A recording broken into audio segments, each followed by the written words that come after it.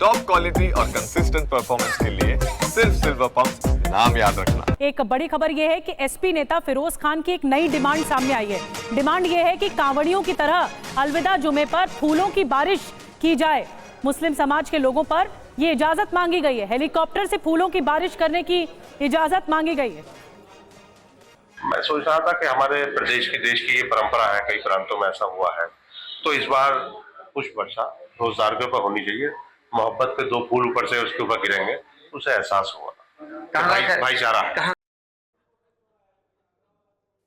और नईम कुरैशी साहब हमारे साथ बने हुए हैं। नईम साहब, आपने बिल्कुल भी नहीं कहा इस डिबेट में। अब ये मांग उठ रही है कि फूलों की बारिश वैसे ही हो जैसे कांवड़ियों पर होती है सावन के महीने में। जी बहुत बहुत शुक्रिया। मेरा नाम नदीम कुरैशी है जी। माफ कीजिएगा। मैं एक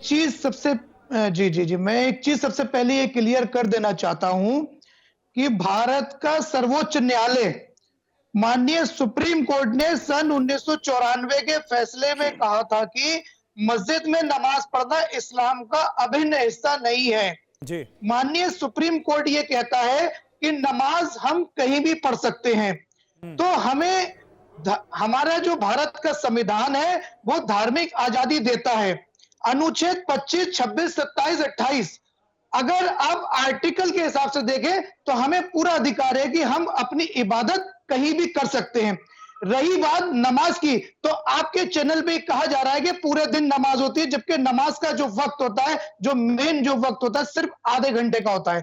अगर उत्तर प्रदेश का प्रशासन और दिल्ली का प्रशासन या भारत का प्रशासन अगर चाहे तो नमाज 15 मिनट की, 20 मिनट की नमाज हम लोगों को सुरक्षा देके करवा सकता है। मेरा मानना यह है कि योगी आदित्यनाथ जी ने उत्तर प्रदेश के अंदर ये आदेश जो दिया है किसी भी समय नमाज नहीं होनी चाहिए, ट्रैफिक जाम नहीं होना चाहिए, ट्रैफिक बंद नहीं होना चाहिए। ठीक है नदीम कुरैशी साहब, ठीक है, आप कह रहे हैं सिक्योरिटी प्रोवाइड कराने की जिम्मेदारी प्रशासन की है।